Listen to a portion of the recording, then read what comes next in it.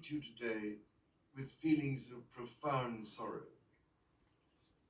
Throughout her life, Her Majesty the Queen, my beloved mother, was an inspiration, an example to me and to all my family. And we owe her the most heartfelt debt any family can owe to their mother, for her love, affection, guidance, understanding, and example.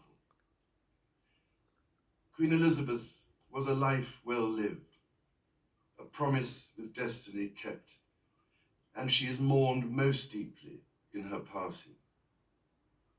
That promise of lifelong service I renew to you all today.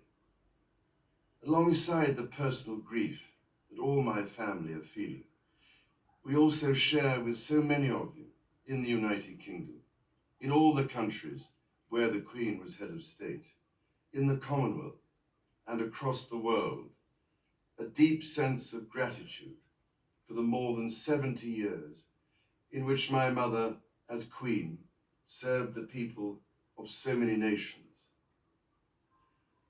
In 1947, on her 21st birthday, she pledged in a broadcast from Cape Town to the Commonwealth to devote her life, whether it be short or long, to the service of her peoples.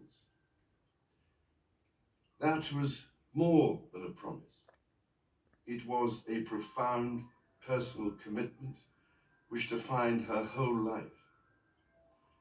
She made sacrifices for duty. Her dedication and devotion as sovereign never wavered through times of change and progress, through times of joy and celebration, and through times of sadness and loss. In her life of service, we saw that abiding love of tradition, together with that fearless embrace of progress, which makes us great as nations. The affection, admiration, and respect she inspired became the hallmark of her reign. And as every member of my family can testify, she combined these qualities with warmth, humor, and an unerring ability always to see the best in people. I pay tribute to my mother's memory, and I honor her life of service. I know that her death brings great sadness to so many of you, and I share that sense of loss beyond measure with you all. When the Queen came to the throne, Britain and the world were still coping with the privations and aftermath of the Second World War, and still living by the conventions of earlier times.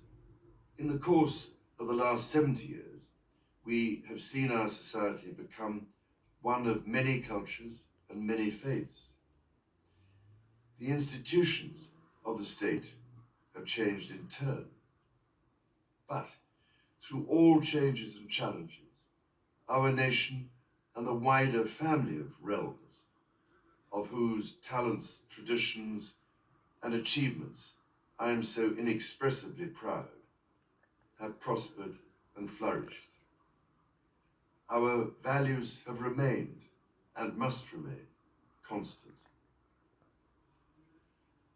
The role and the duties of monarchy also remain, as does the sovereign's particular relationship and responsibility towards the Church of England, the church in which my own faith is so deeply rooted.